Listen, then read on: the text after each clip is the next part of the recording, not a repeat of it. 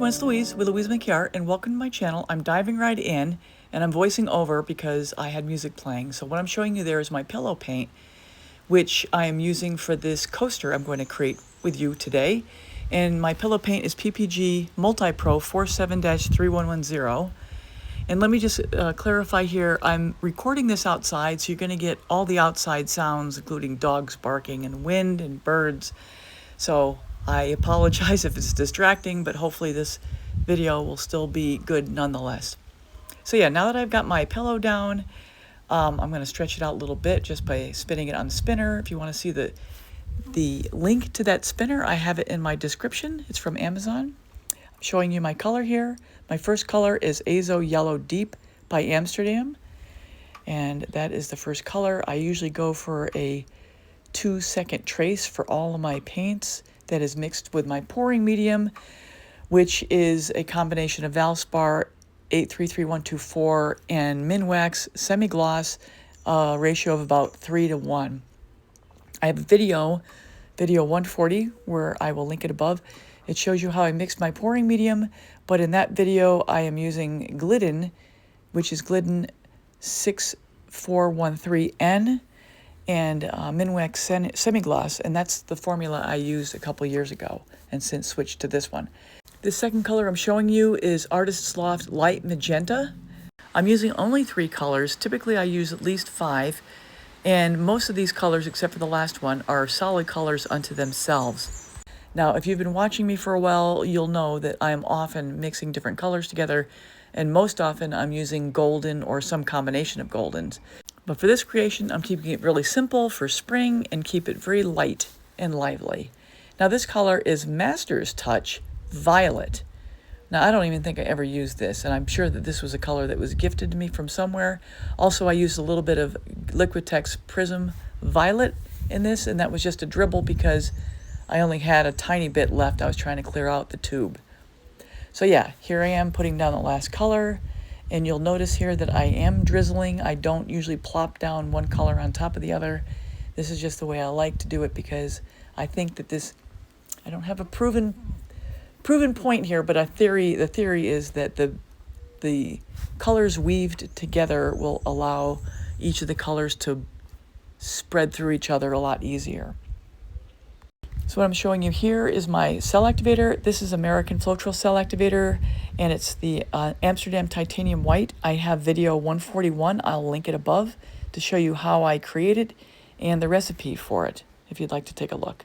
There is the paint that is in the cell activator. And I'm only going to use white because with this color combination being very colorful and bright, I wanted to keep it bright and keep the black off of it.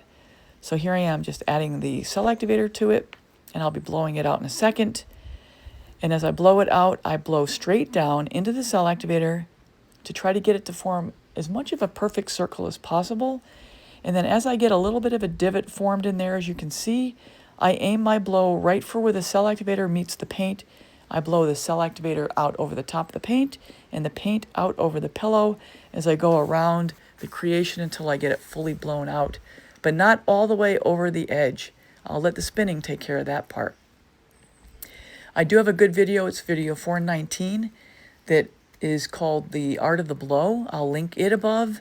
And if you want to look for some tips for how to blow out your bloom with your mouth and your lungs, I go into great detail about how to hold your mouth to the paint, the speed in which to blow, and I also talk about different angles and what different effects that gives you as well. And actually, I probably need to do another video on it because I've even discovered something new for myself that I just stumbled across in the process of blowing out. And maybe I'll share that with you sometime. I don't know. But anyway, here I am just spreading the pillow out over the sides and edges so that as I get ready to spin this, the paint will know right where it needs to go as it's being spun out and the centrifugal force is pulling it to the edges. The paint will know to go right over the edge as the composition starts to open up and create a really pretty bloom. So especially if you're new here, occasionally you'll run into what shows up as white spots through the colors. And essentially what that is the pillow paint that is burping up through the colors, and it's almost like it's burping because it's like an air bubble coming through. And if you see the white spot, that means the pillow paint had air in it and it's pushing through and causing the white spot. And all you need to do is use a toothpick to dab it and help get that paint to fill the gap and make the white spot basically disappear. So as the video continues to play, I'll put on some music, but before that, I want to just say that if you're new here especially, check out my description box. It has a lot of links that I have for some of the products I use, and also links to some of my videos, also links to some recipes and other helpful things. So check that out. So right now I'm going to put on a little bit of music, and I'll be back just before the end.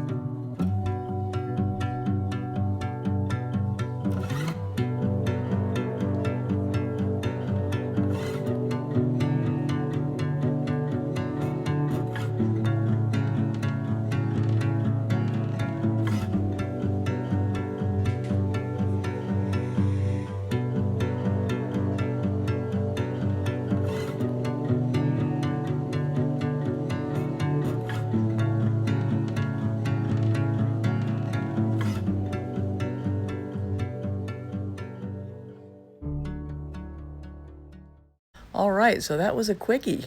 Here I am showing you the final wet results of this, and then I'll show you the final wet results of all four here in a second. But even before that, I have something else to share here first. Hey everyone, it's Louise. It's Saturday morning, and I don't know if you saw about a week ago, I put out a video about how to clean your coasters if you've created a dud. Well, a couple people gave me the idea that it's even easier if you just soak them. So I soaked these in water overnight.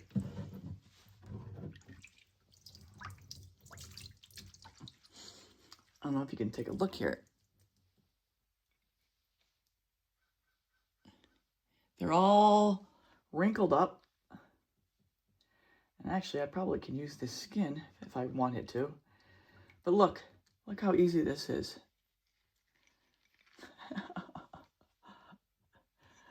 And the sides come off just as easily. So,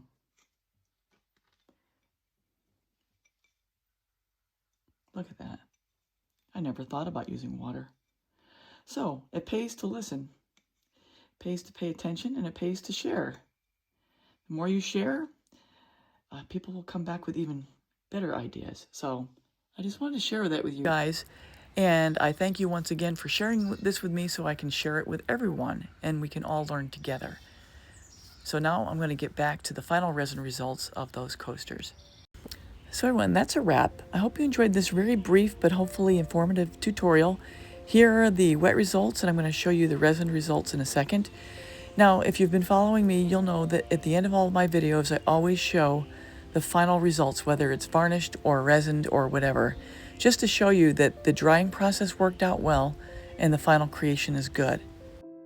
So if you're new here, first of all, welcome. And if you'd like to, please consider subscribing, hitting the bell and all. You'll get all my latest art tutorials. Please leave a comment and a thumbs up. That's always appreciated. And I always do get back to everybody. At the end of this video, I'm going to link my playlist for other coasters so you can see other color combinations and other creations.